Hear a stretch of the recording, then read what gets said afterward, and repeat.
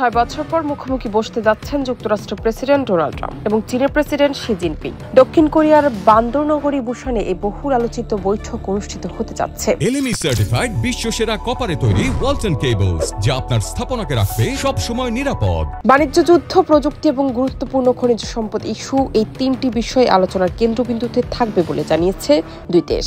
এটি ট্রাম্পের দ্বিতীয় মেয়াদে ক্ষমতায় আসার পর দুই নেতার প্রথম মুখোমুখি সাক্ষাৎ।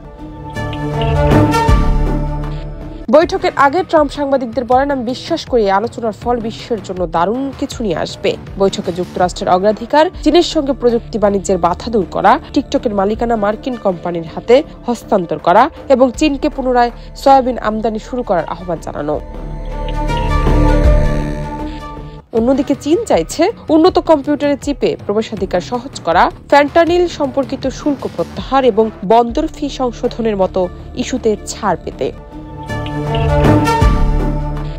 চীন এই খনিজের সবচেয়ে বড় সরবরাহকারী দেশ, আর যুক্তরাষ্ট্র এখন এই সম্পদে প্রবেশাধিকার পেতে মরিয়া। এর আগে 2019 সালে জাপানের ওসাকায় G20 সম্মেলনে শেষবার মুখোমুখি হয়েছিলেন ট্রাম্প ও শি জিনপিং।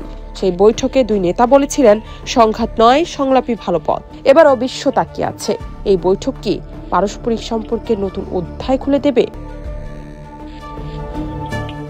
জান্নাত নিপু, দেশ রূপান্তর।